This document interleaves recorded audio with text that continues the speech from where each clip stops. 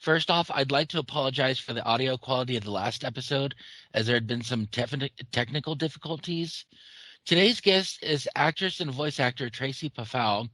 How are you doing today? I'm doing great, and it's actually Pfau, I'm pronounced like sorry.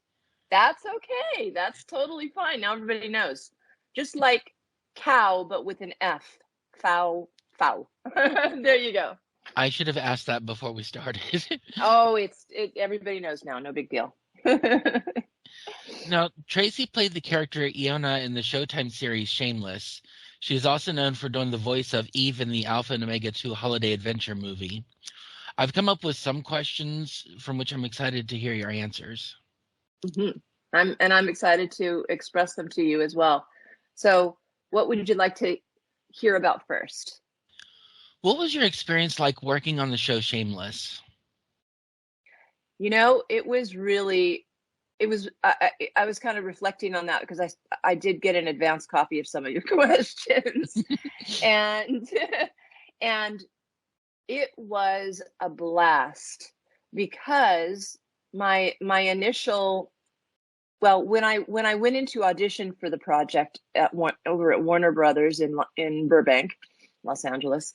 um I was really nervous, and that's a typical thing for actors, but I was really nervous because it was called a producer session, which means you walk into the room as the actor.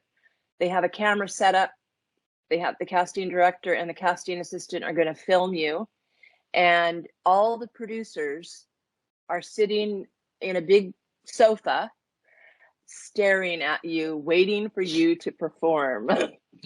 and and it's nerve-wracking, I've always been I've always hated the audition process. I like it a little bit better now because everything is self-tape. But anyway, getting back to the audition, it was nerve-wracking, and I got through the initial audition. Once you are given all of the lines and the character that you will be doing if you book the job. So we did it once. Casting director said, great, now let me give you a little bit of direction. Gave me a little bit of direction. And then one of the producers, put his hand up and said, oh, I'd like to give you a little bit of direction. Just she's a little bit drier. It's not that she's mean, she's just a little bit drier. So sort of incorporate that into the performance. And I was playing this lady who has, she has like a secondhand jewelry shop, and Emmy Rossum and Dermot Mulrooney, their characters, come into the store and they want to buy engagement rings. And so I got really nervous and went up on a line, meaning I forgot my line about 6 lines in, and everybody was just stone cold silent in the room. And then the producer who asked me the initial question gave me the line, and I still was so freaking nervous that I was just blanking. And I looked down at my sides, which is the paper copy of the audition that you have. Finally got my lines down, finished the audition, and I thought, oh my God, that was the worst audition. I will never book the job. Left Warner Brothers, and about 2 days later got the call that I booked the job. So bravo. It was really, it was a nice surprise. It was a nice surprise. And then booking the job, I had to be on set at 5:30 in the morning, and we met at, it was this place in Hollywood, because the actual secondhand shop was right near the studio. And we parked our cars at this parking lot, and Dermot Mulrooney and Emmy Rossum, we all kind of took the same buggy to the set where we were performing, and they could not have been sweeter. And Dermot Mulrooney especially was so freaking funny. We ran lines back and forth all the way to the set. And then when we got in there, the director, Christopher Chulak, said, we do things really fast here. We really you know, it's just all about getting into your character, you know, and just, you know, relating to the other characters. And we got to move this script. We got to move on, move on, move on. So understanding that that was what he wanted me to do, I got right into character, and we probably finished it about 25 minutes later. And I was done until about 11:30 in the morning. It was right before Christmas. It was a great Christmas present. It was just a blast, total blast. I heard they Yeah. weren't allowed to have scripts on set. You know, excuse me. Um, that's not what I mean, for those of us, they give you a little call sheet Mm-hmm. called a call sheet with all of the information on who's working on the set for that particular day. And then on the other side of the script, usually they have the pages that you will be working, the actors, the lines and all of that. Mm-hmm. But they don't give you the entire script, you know, from page one to the end of the page. So maybe that's what you heard. Who'd you hear Um, that from? IMDb has a trivia section, and it said Mm, that the director did not like anybody to have any form of this script on set. Everyone had to learn their interesting. lines. Interesting. I wonder if that was one of the actors who worked on a particular episode of the show, and that was their experience or something. Because I had my sides. They're called sides, and it's just Mm-hmm. the sides of the script that you will be working on. And nobody said anything to me. That said, you know, most shows today, and I think this is true for Shameless, had to sign an NDA, and you cannot put anything up, nothing like, I just worked on a show, I just worked on Shameless today. You can't do any of that until after the episode has aired. You cannot do that. Although I just worked on a movie where they wanted us to promote in advance, which might be the new thing. I don't know if it's. I'm not going to assume anything, um, but but um, I'm usually a little bit reticent about tooting my horn. You know, I would rather just kind of wait until, you know, it airs and kind of get people's perspective, what they think of the project or whatever. Yeah. Um, yeah, so interesting. Yeah. But it was so much fun, and everybody, you know, when you're on a set, it's like Christmas time, like every day. Everybody is so happy. Great people to work with, you know, behind the scenes, the actors, the producers, everybody is just having a blast. So everybody's in a good mood. It's really fun. Sounds Yeah. like fun on set. Yeah, it's really fun. What else can I answer for you, my dear? How did you become involved in voice acting for the Alpha and Omega 2 movie? Oh, that, you know, Bernie Vandiot, who is a casting director, he's cast, oh my gosh, tons of stuff. And he even has his own, um, he does a lot of background voice stuff himself. And you'll find a lot of people in the business do that. Like, you know, they're actors and they're casting directors and they're, you know, producers. They do one or two or three things. Um, but but anyway, Bernie was casting this movie, and the there were a few roles that he asked me to audition for, and I felt like the role that I booked was probably the most like me at the time. And so, you know, I read the script. I did get a copy of the script in advance. I read the script, and I suggest to anybody who gets any, you know, any auditions or lines for projects that they're auditioning for, do your due diligence. Go down those rabbit holes. You've got the internet. I didn't have the internet when I was first starting out. We had nothing. So find out as much as you can about the script, the characters, the project, the producers, the director. In this case, there were two directors. All you have to do is go to IMDb, the Internet Movie Database, and look up the name of the project, and then go down to cast and crew, and just go down, and you'll eventually see director. You'll see all the names of the people who worked on the project. Mm-hmm.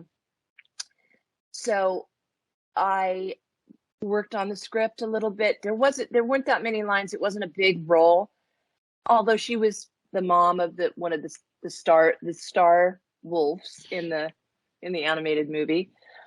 And just adding the fact that she was a little bit tipsy and drunk with the hiccup, that's, I think, what booked me the role. And so, reading through a script and getting a sensibility about your character, even if it's there are no small roles. There are no small roles, because one role leads to another, and you have to be cast in that role, and it's integral to the story. So you have to kind of know where your place is as an actor auditioning for a smaller role. You are there to promote and kind of tell the story that drives the lead characters. You're not there to stand out in any way. Mm-hmm. So I chose to just give her some little quirky thing to do, like she decides to have a cocktail every night at 3:00 in the afternoon, and maybe that's a little too early, so maybe she has 2 or 3 too many, and then that's what let me get cast in that role. I think it was a lot of fun, and Bernie's a dear person, and he's a really great casting director, and I think he's still plugging along in Los Angeles and doing a great job with everything. Yeah, so it was really fun. Great experience. So what was it like to play the character Eve? Eve, oh, well, there are a lot of studios where these feature films, these projects, they're considered low budget animated feature films, but nevertheless, they're family oriented movies, and they have great storylines, and it's just a blast to be able to get in on sort of if you can become one of the people that they bring back over and over again. Mm-hmm.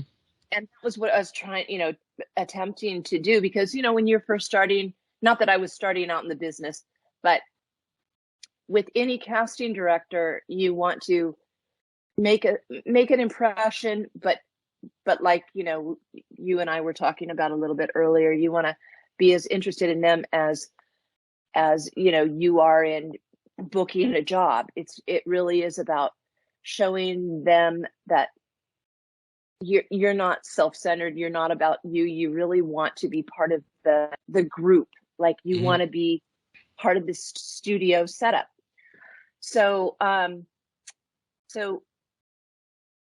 when I got cast in the project, I had to show up at this studio on Burbank Boulevard and in Burbank. And, there's a lot of studios in Burbank that were used before, everybody has their own studios now where they record professionally. But back then it was, I think it was like, I can't remember what year it was. I'll have to look at my IMDb page. They weren't really doing that yet. So it was just this sort of little storefront, and didn't seem like anybody was there. Walked in, and they were all set up with both directors there, and Bernie Vandiat as well. And initially walking into the studio, you're there and you're acting with nothing. You're acting with the director. The director might give you some direction, or he might say, let's just see what you can do, or let's just do what you did for your initial audition. And so you might do 1, 2, or 3 takes, up to 3 takes of that line, and then based on that, he basically might say, okay, great, now and then he'll give you some direction, and the direction is never correction. it's simply there because the director wants to see if you're directable. because you have to be a team player. Mm-hmm. And sometimes you'll be in a studio situation. I'm sure you've seen this on YouTube, in YouTube videos, where the actors are all standing around in a circle, and they're doing their characters, based on the script from page 1 all the way to page 100 or however many pages it is. Mm-hmm. But most of the time, they're just gonna bring the actors in, and then they're going to incorporate or edit in all the sound effects and other actor voices and music and all that stuff after the fact. And that's what they were doing in my case. So it was quick. It was really quick. I was in and out of there. The sound quality in that studio was magnificent. You'd never in a million years think it would be, because these little storefronts along Burbank Boulevard, they're just little holes in the walls. But it was great. It was really amazing. And, everybody who's anybody in the business is an expert. They're all so good at what they do. That's why, you just got to be really persistent and be excellent at what you do, and pursue. And I think I got in there at about, I don't know, a noon call time. Mm-hmm. And I think I was done at 1. I mean, I think it was that quick. And that was it.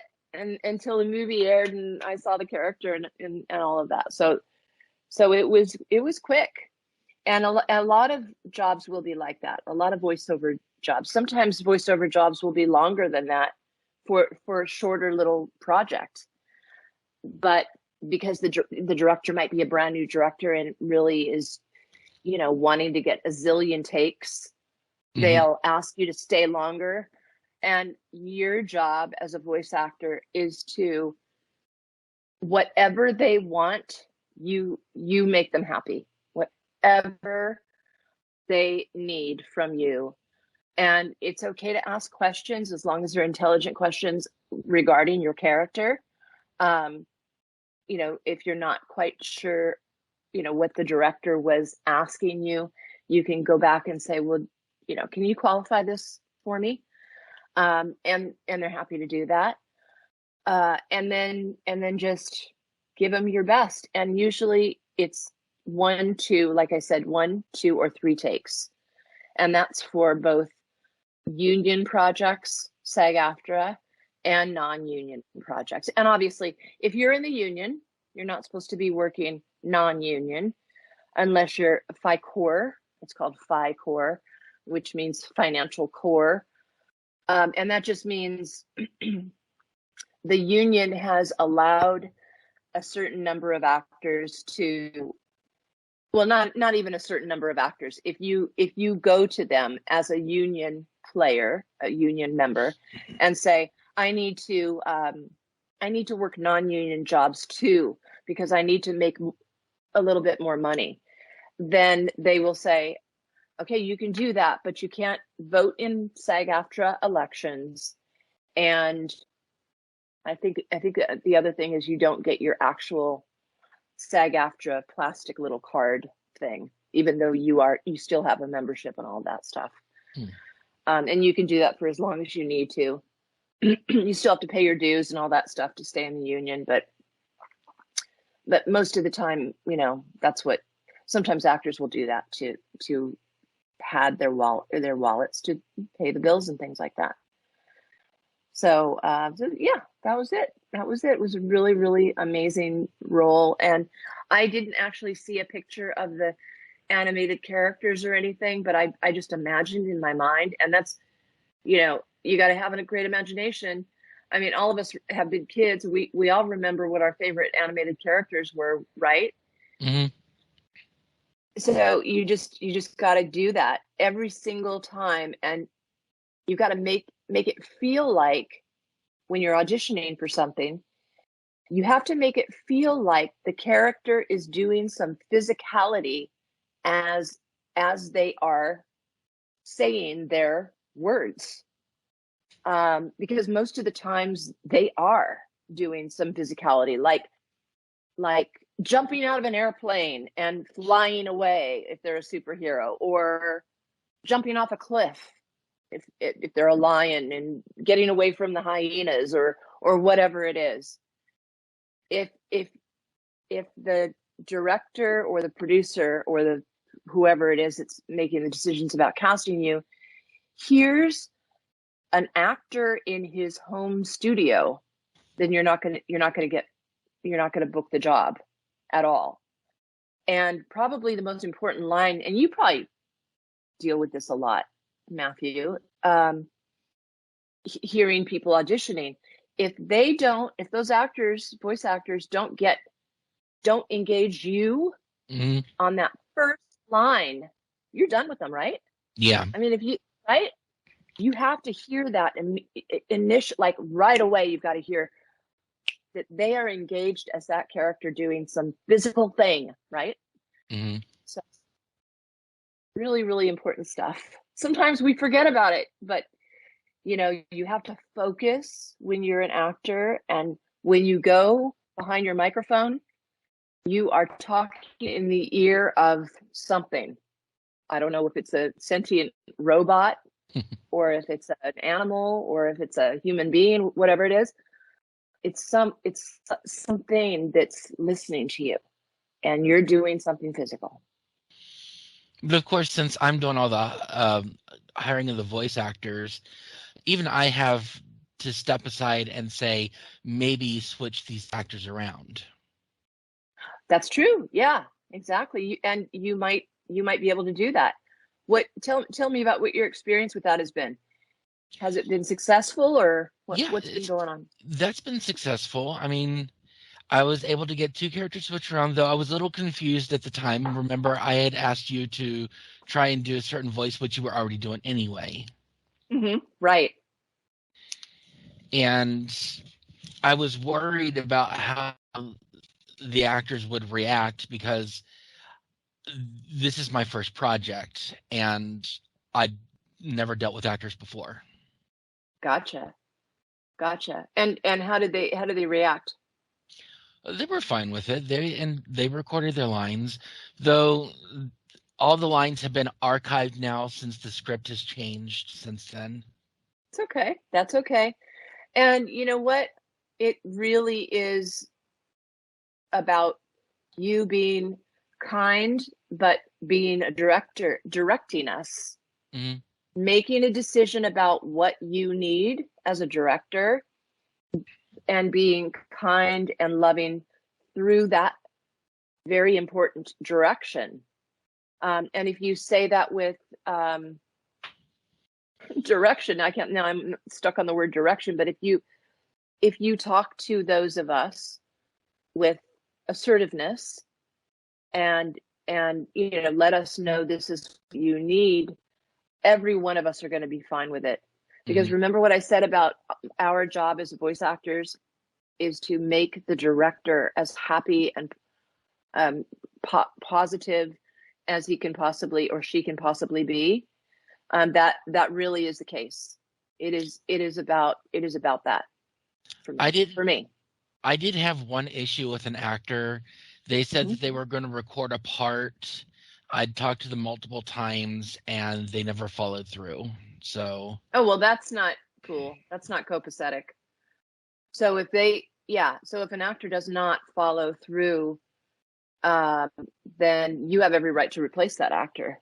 mm-hmm. And then and that's, it's a good thing it happens sooner rather than later. I mean, I don't know, you may have waited a long time, but regardless of whether, like, you didn't get that actor replaced or not, you can now replace that actor. Mm-hmm. So if that actor doesn't do anything, you should always give a deadline for one thing. You should say, I need this done by such and such a day and time. And we're all in different time zones now and all that. So Yeah. give them the time zone, and then say, please confirm, just by, please confirm with me, exclamation point or something. if they don't confirm in 24 hours, you can just replace that actor. And remember, those of us who are really good at what we do can do multiple voices. So you can often, we're supposed to be able to do multiple voices. And that's what muscle memory is about, and teaching ourselves how to create different character voices and things like that based on whether the animation is sitcom animation or classic animation. But you can always find, you can do another casting call, or you can go within the realm of the people that you've already cast and ask them, hey, you guys want to, let's have the three of you send me an audition for this character. I need to replace that character. And then see if you can find somebody that way. Yeah. Most of us would love to do multiple voices. That's not a big deal at all. No, what's the most challenging part of voice acting? The most challenging part of voice acting. Let me think. I would say, I mean, the first thing that comes to mind is getting out of your head as your everyday person.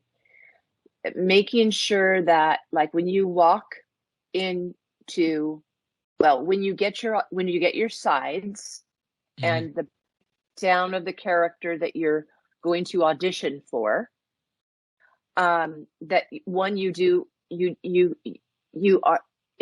embrace going down those rabbit holes and getting really getting an understanding of what that character is supposed to be, creating the voice, and then focusing in on the character and the physicality. If you've had a tough day, like, a lot of us have to have day jobs, and which is totally fine. That's totally fine. We got to pay our bills and do, all our groceries paid for and all that stuff. But a lot of us might feel like, oh, I just cannot get into this character because I've had such a tough day. Well, you have to be able to, it's like turning the spigot off or turning the spigot on. I'm going to be creative now. This is so much fun. I am just like I was a kid out in the backyard, looking for, arrowheads, because I was finding all these great, artifacts and things when I was 8 years old. You have to be able to turn that on and off and not give yourself a lot of excuses and be very disciplined.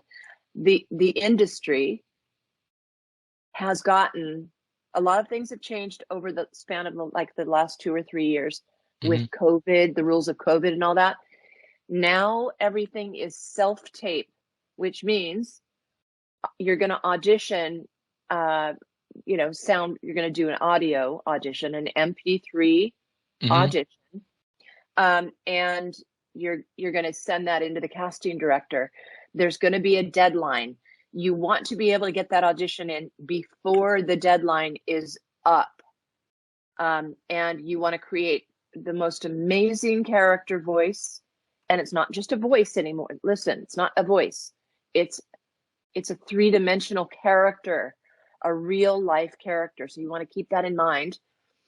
Do all of your research on the character, meaning look up the director, look up the studio. If it's a Disney project, go to other Disney projects and listen to those projects. Don't watch them, because you'll get engaged in those projects. You want to hear how the lines are delivered so that you can then emulate that delivery if it's a Disney project or something. And then you want to be able to create the voice based on if it's a sitcom audition or a classic animation audition, and perform it well. Let's see, did I answer that question, Matt? Did I? Yes, you did. Yeah. That reminds me. I wish while I was at the Disney Animation Studio in 1997 that I'd actually got to see actors perform their lines, because I actually got to see Mulan being made firsthand. You did. Tell me about that Yes. experience. Tell me about that. I got to It hear was about that. interesting. I'd never heard of the story before, and we were down in Disney World for a cheerleading competition for my sister. My Oh, dad, my great. brother, and I actually went into what was then MGM Studios, into the animation Yeah. studios tour. So it was strange for me because I was like just barely in high school at the time. Yep. So Yep. Oh my I gosh. I did not know what to expect. My family was big on movies, and it was just an amazing experience. Oh my gosh. I bet you were just enthralled. So the actors, so tell like did you walk into the studio and see all the actors there or No, what was it? it was all just the animation section. Oh, It was gotcha. all Oh the my God. animators. Well, that might have been that the moment that you decided to get into this business. You think it Actually, was? no, No? actually. No? When Um, was it? I tried writing screenplays before when I had the program Sophocles. Um, Gotcha. Gotcha. I was testing it out because I didn't know what I was doing. I had gone to my first international film festival when I was in Salt Lake City. It was the Locomotion International Film Festival. Yeah, yeah, yeah, yeah. And I had learned a little bit more about how to write a script, Okay. how to hold back on what you want the character to say, things like that. Right. And I was just writing small screenplays just to try and figure it out. And it wasn't until before I left Texas that I decided I wanted to take my novel and put it into a different medium. Oh, that's brilliant. Brilliant. Brilliant. And you've been doing that ever since, Yes, right? Yeah. yes. I love that you are so passionate about that. And you're gonna be a star. You're gonna be a star. You have to keep that in mind. And that was another thing I wanted to say about the business. And I love that that was your experience because I just finished shooting a movie in Salt Lake City, and it brought back so many memories because I there in the 90s a lot. But anyway, um, the just the way the business is now with the self tape Mhm. auditions. Um, all of the studio heads and the casting directors who, by the way, casting directors are not the be all end all. They are not the people who are the gatekeepers. It's Mhm. producers and studios who are the gatekeepers. So casting directors have to go to producers and the studio in order to actually make a decision about casting an actor in a project. But the thing about the last 3 years with COVID changing everything, we Mhm. don't go to the studios anymore. The You will be considered if you are an actor, a voice actor. You will be considered seriously, but if you're in a different part of the country, um, and not specifically in LA, or it's usually LA where all the animation projects are done, animation Mhm. and video game, you know. But you have to be as good as those of us who have been working in the business for the last 20, 30 years. So that's why I keep saying, when you get your sides, when you get your script and Mhm. your breakdown on your character, go down those rabbit holes. Go to the IMDb, look up any names associated with that project. William Williamson or whatever the name of the producer is. See what other projects Williamson is working on or has worked on. You will find out maybe that he's done animation for Nickelodeon, Disney, and 5 other animation companies, and he's currently casting, in addition to the thing you're casting, something else. You'll get all this information, and then you'll want to go to YouTube and see if there's any interviews that he's spoken at or something. It Mhm. will be so important for you to get a sensibility about what kind of person this William Williamson is. And all of that while you are getting your lines down. So getting your lines down means practicing those lines so that you are almost memorized, if not memorized, so that you have a muscle memory of the lines, and then you can react as the character to the other character lines in a very organic, real, one-on-one way. Because it's not about saying the lines, it's about the context. What are you really saying underneath those lines? And if the lines look a certain way, like they look like you're angry or they look like you're crying, don't do the lines that way. Don't do the lines that way, because I guarantee you, probably every other new actor is going to be doing the lines that way. And the casting director, it's not that I want you to perform for a casting director to make it the casting director listen, because I want you to be in the moment. I want you to be in the moment as the character doing something, some physicality, talking to someone, doing something in that moment. Mm-hmm. But you will be affecting the casting director in a different way. That casting director, and I'll say she, because most casting directors are women in their middle age. I don't know why, but that's how they are. That's what it is. Mm-hmm. That will make her go, oh, this actor, no, there's something different about this actor. Okay, something else is going on. When we cry, when we're sad, sometimes we chuckle and we're happy. Mm-hmm. When humanity, start looking at humanity and seeing how people react to things, because even though you're creating a lioness character or a lion, Mm-hmm. those characters are going to have some sort of human characteristics, and you want those characters to relate to one another like we human beings relate to each other. It really is about that. So, getting really good at these things is gonna make you get cast in things and make you become a star. That's how the business works, right? Keep doing it, keep doing it, keep doing it.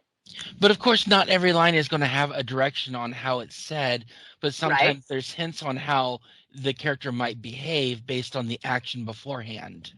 That's very true. That's very true. That's very true. And I'm not saying that, if a lion,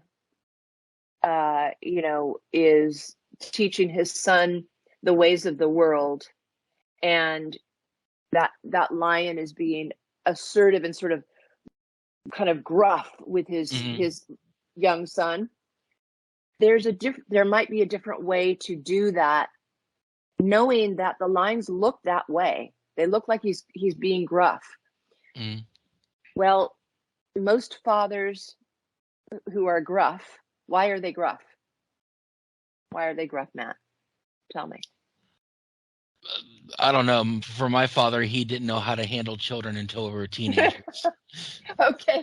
Well, I would say that you know your dad better than me, but I would say also that he loves you beyond belief. There's nothing more that, he loved you boys. 2 sons. He got 2 sons. Oh my God. What an amazing thing for a father to have. So that gruffness is based on, I don't want you to fail. I don't want you to fail. So now when you incorporate that into the performance, it's not just about being gruff. It's about the poignancy of it, the heart rendering of it, because a father loves his son so much. So you see what I was just asking you to incorporate and all that? That's the nuances. The nuances, exactly. Yeah. No. What advice would you give to aspiring actors or voice actors? What advice? Okay, don't give up, ever. You will feel like You will get frustrated, but you cannot be frustrated. You have to take every moment of that little frustration and turn it into a positive in some way.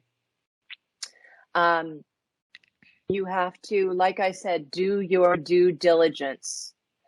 Make sure, like if I ask, say, if I asked you, who's this name after, then you need to know where to go to get that name actor's information, the Internet Movie Database or IMDb Pro. Get with a really good coach. And I'm a coach. I've been coaching for many years, but there are many great coaches out there in the world. Get with a coach who's really is invested in you and wants you to win. Somebody who is not just going to teach you about all the genres of the voiceover industry, but is going to teach you about what the business requires of actors right now. Because if you don't know that, then it's sort of like you're putting a blindfold on and going out and hoping that everything works out. And you want to be able to work at your craft every day.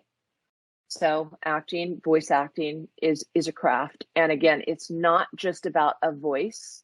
It's not about just making us, laugh at you or chuckle or whatever. It's about laughing and crying and all of the different nuances of, humanity, becoming that character.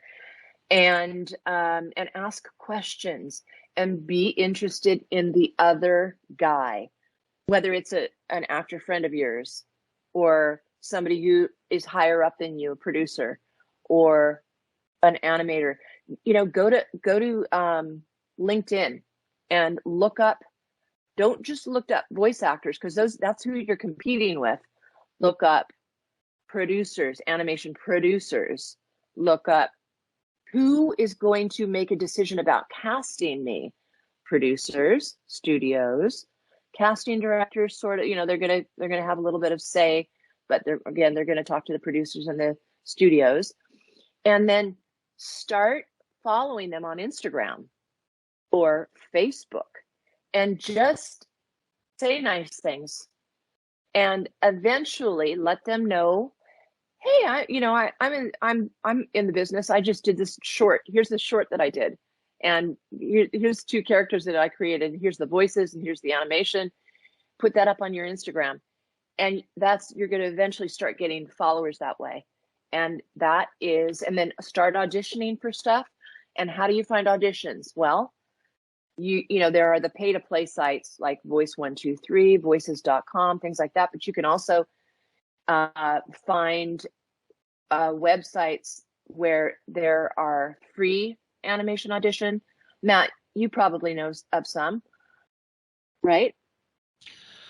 For gathering voice actors. Yeah, for auditioning for things. What do you think? I can't name it off the top of my head, but there's one. I think it's Buford Casting Call. Yeah, castingcallclub.com. Right. That's free, and that's a good one. That's a really good one, because not only can you audition for free and possibly get cast and possibly get paid. You're not going to get paid a lot, but remember that it's invaluable to be cast in something, and it's invaluable to get, once you're cast in it, that product with your voice attached to it, so that you can promote yourself with that product, that little short that someone did or something. And when I say little, I don't mean to be condescending or anything. It's a huge thing to be cast in something. It's amazing. And you need, as a new actor in the business, you need to be able to promote yourself in some way. So that's important. The thing that I was going to say about castingcallclub.com is you can listen to the auditions, and then you can see what the owner of the project said about that particular audition.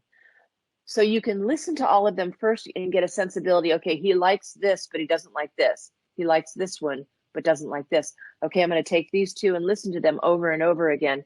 And I'm going to up the ante a little bit. And I'm going to do 2 takes.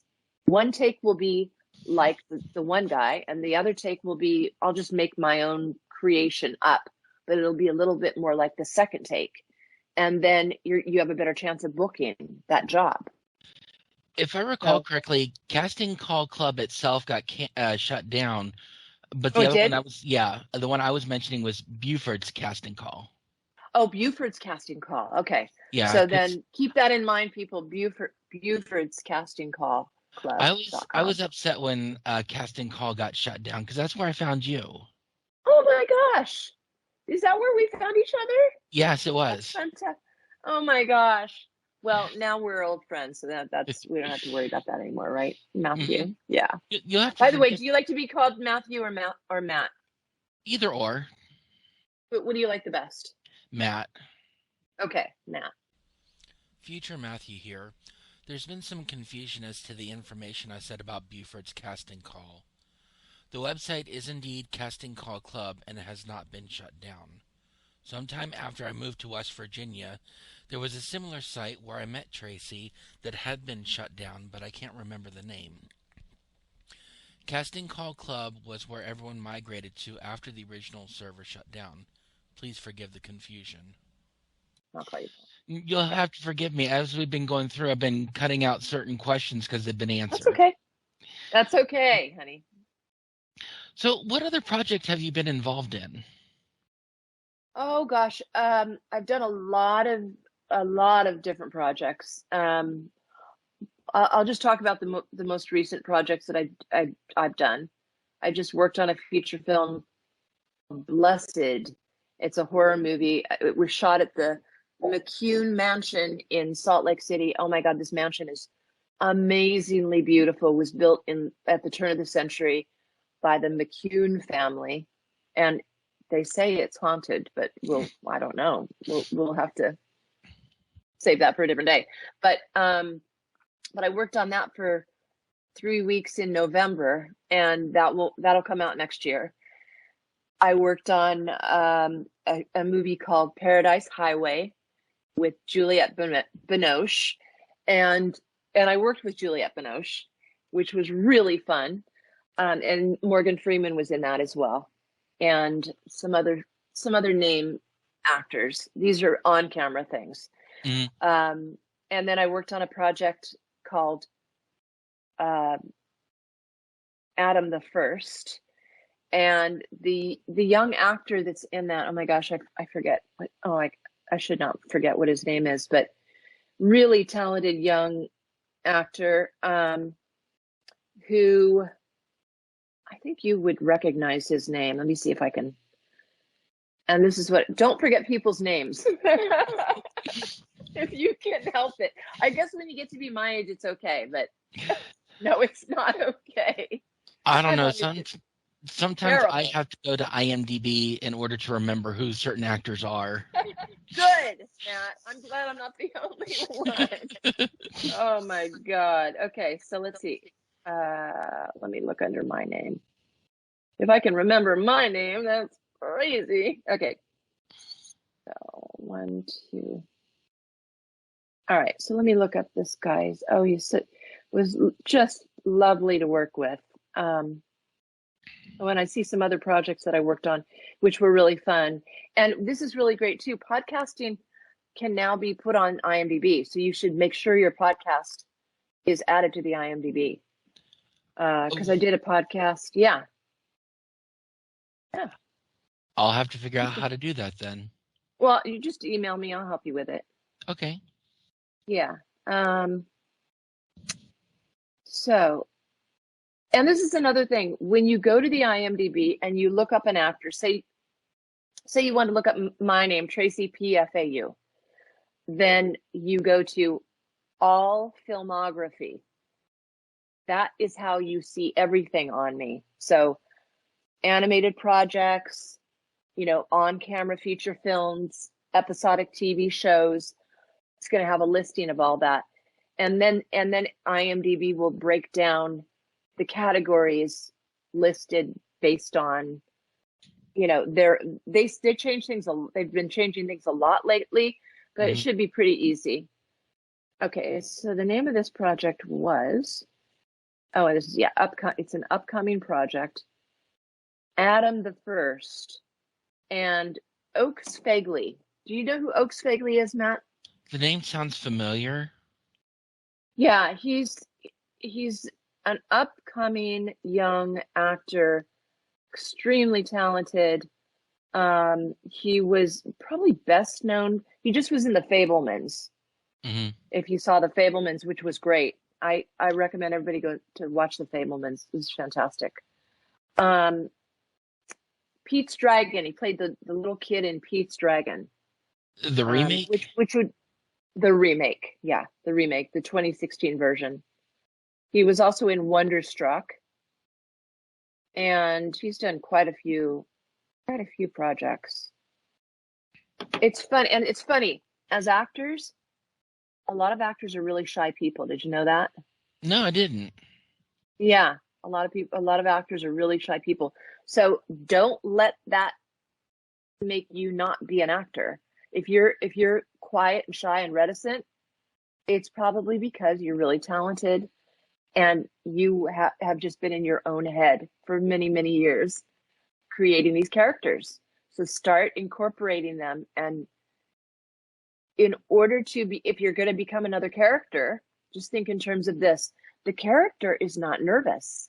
The character is not shy. Unless the character is shy, and then you can be who you are in that moment, like I was when I was doing the Shameless audition, right? Mm-hmm.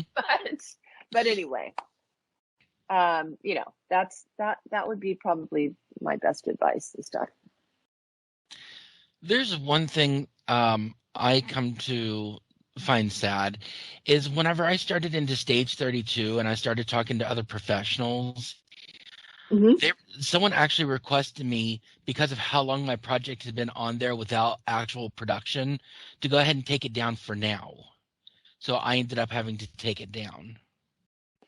Say that to me. Say that last part again. They asked, so they, just because you didn't have any production behind you, they asked you to take it down?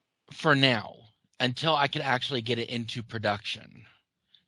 I was told that a lot of people in the industry will look at the IMDb page and see a lot of dead movies, and they don't like that. They want it to actually be actual productions in production at the time.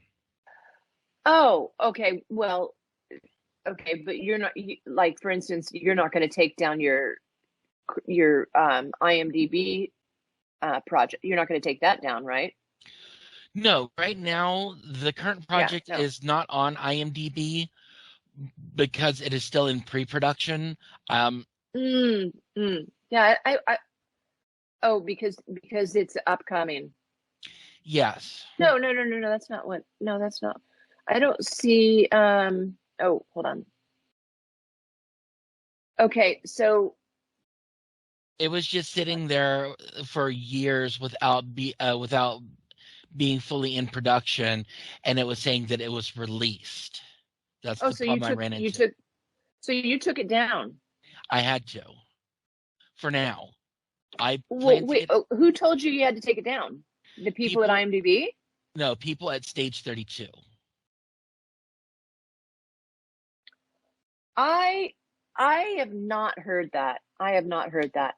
However, I mean, here's the thing. I think you are always going to be looked at via the IMDb.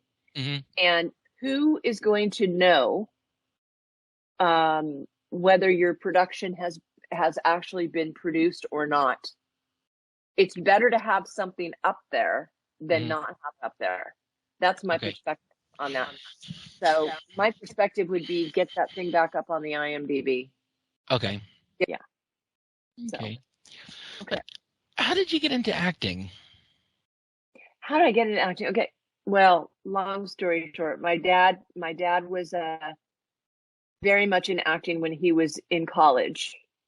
And my father was many years older than your typical dad.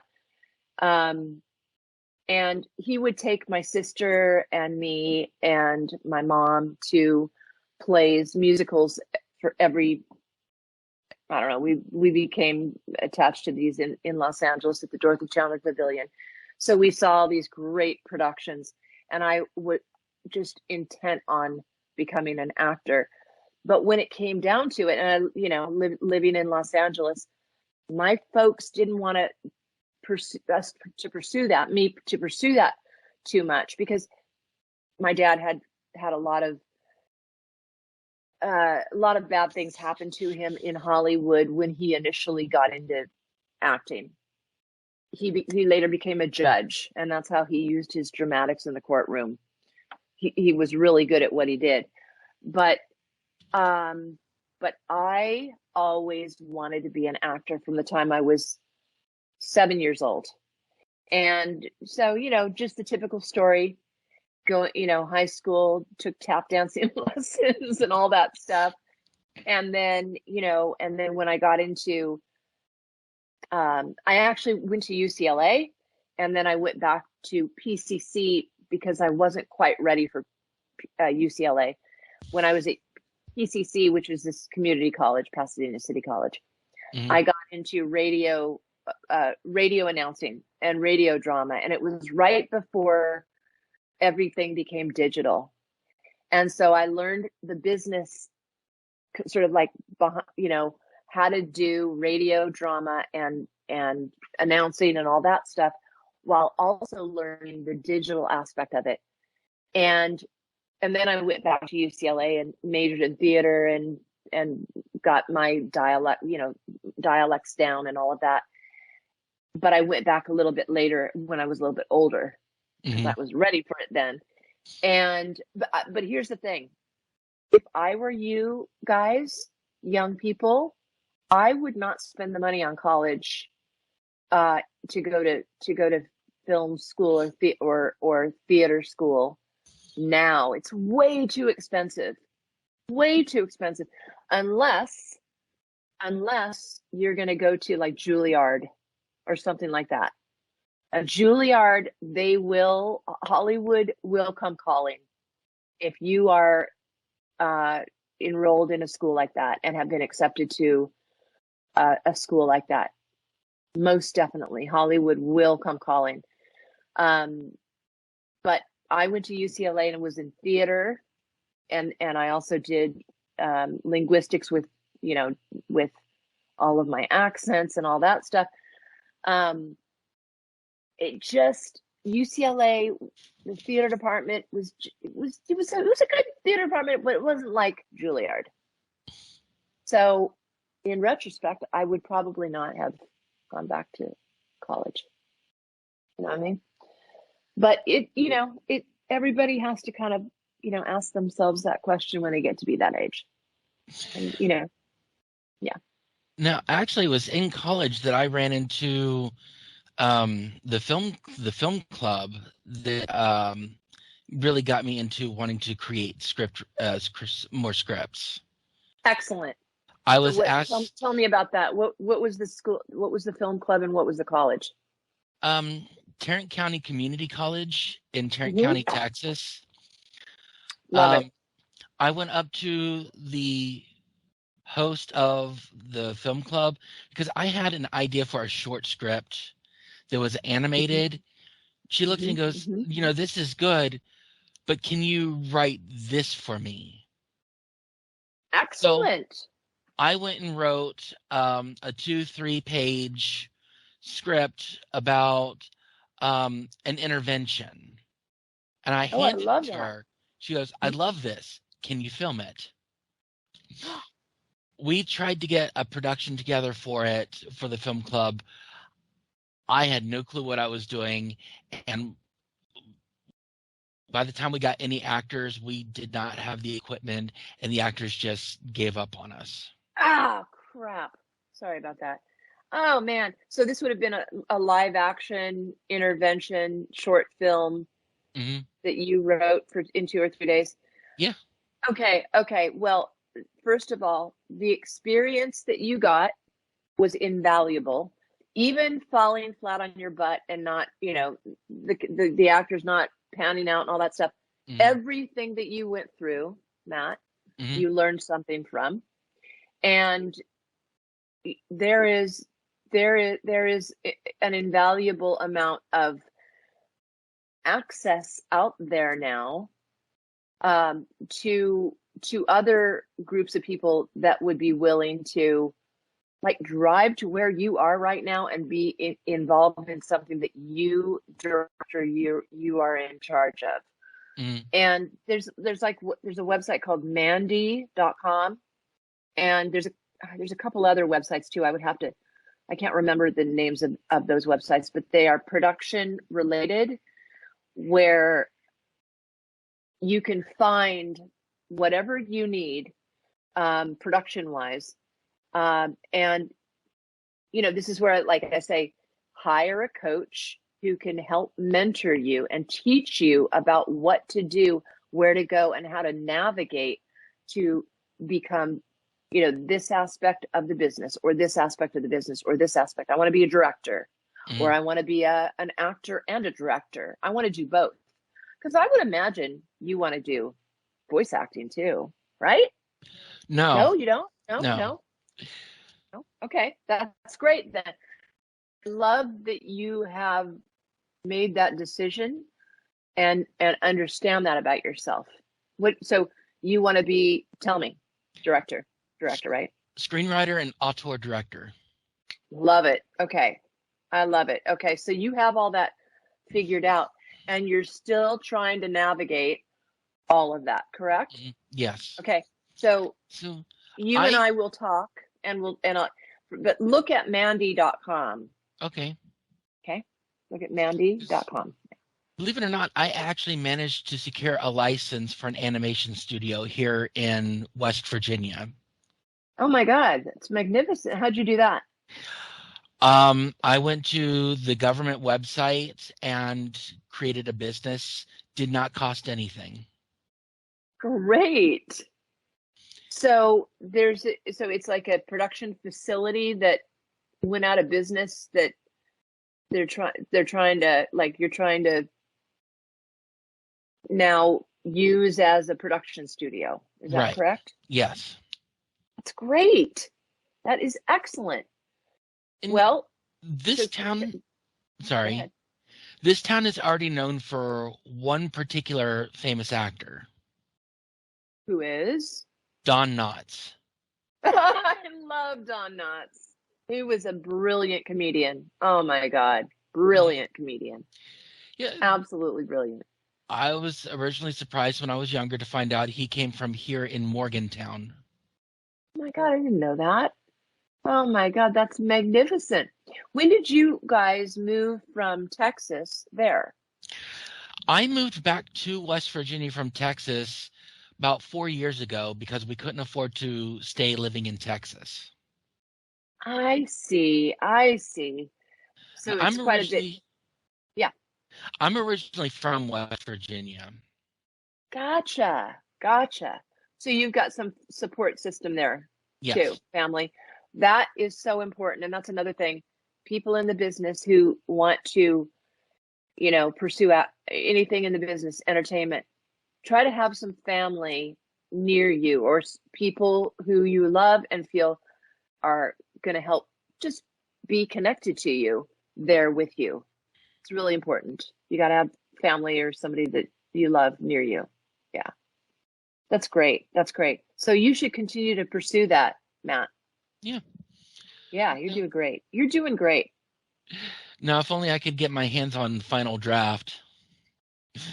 Oh, I know. Well, there I I think I'm final using, draft, you got to buy a used copy or something, right? well, actually, everything's digital now, and right now I'm using an Oh, okay. alternative called Writer Duet. Oh, okay. Okay. Let me write that down. So tell me what the challenge of that is. So, Writer Duet, if you go for the free version, only allows you to do two screenplays. or two projects unless you want to pay for it. Then you gain access to the ability to do multiple projects. You have the ability to bring on co-writers, which for my sci-fi screenplay, feature-length Gotcha. screenplay I'm doing, I have two other co-writers helping me. Oh, great. Excellent. And I Excellent. actually pay for the highest version because it actually has the ability to read back individual lines as different voice characters. So I Oh, can, that's great. yeah, so I can actually hear what it would sound like. That's great. That's fantastic. That's great. So you should continue to pursue that. Just use that until you can figure something else out. I mean, I would imagine that this is probably the best for you right now, right? Mhm. Yeah. Right. And here's the thing with this program, with Writer Duet, Uh-huh. if I get Final Draft in the future, I can actually export all my files directly into Final Draft with it. Perfect. That is perfect. And I would imagine, I wouldn't imagine, here I was going back and telling you, don't go to college if you don't. But if you are a student, I would imagine you get some sort of student discount if Yes. you're taking a class or something like that, like on Zoom Yes. or something. Hmm. So that might help too. Even Um, even then, Writer yeah. Duet for the maximum subscription is less than $15 a month. World of Warcraft costs more than that a month. Yes, that's not bad at all. Wow, that's great. That's great. Well, you are on the right track. So I got one more question for you. Awesome, honey. What do you do when you're not working on projects? What do I do? What I do when I'm not working on projects is take care of my adorable husband who's extremely talented and is also an actor. His name's Stephen Jared. You should look him up on the IMDb. Stephenjared. He's also a screenwriter and extremely talented. And I take care of my 5 freaking cats and my big puppy who just turned 1 about 2 weeks ago, named Aw. Chester. Yeah, he's huge. When we got him, he was this big, and now he's like, oh my God, he's a he's like a big German Shepherd. He's really cute, but he's a mix. He's a little mix puppy. I still want to see pictures of your fur babies. I've sent Okay, you you pictures will. of chaos. Oh, cool, awesome. My email? Hmm. I Okay, I'll check them out. a long time ago we were talking about That's and right. I That's right. That's right. That's right. Hey, would you send them to me again? That is such a yeah, cute name. I love that yeah. name. Our cats earn their nicknames Mischief and Chaos. Great names. One of my cats was named Mischief and is now named Pixie because she was a little, yeah, mischief. Like she earned her name, but she's just too cute. She's a pixie. Well, thank Mischief you. Mischief would always eat laptop Uh-oh. cords. Uh-oh. No, that's dangerous. Like she didn't actually swallow them, did she? No, she would just chew on. Good. She would just chew on them. Yep. Yeah, my cats do that too. My cats do that too. That's all the Well, questions I have for you today. Thank you for taking the time out of your busy schedule to meet with me. hmm For it's those my who, pleasure. Thank you, honey. for those wishing to enter the industry, there is a place that can help you get started. The website is called Stage 32. It is a place where actors, screenwriters, directors, and such can come together to help each other. It's free to join, and you can find me on there by searching Matthew D. Rhodes. Now, the next episode, we will be meeting with Dylan Self and possibly Danny Elfman. Dylan is a composer and helps remaster old movie compositions for certain production companies. Stay tuned.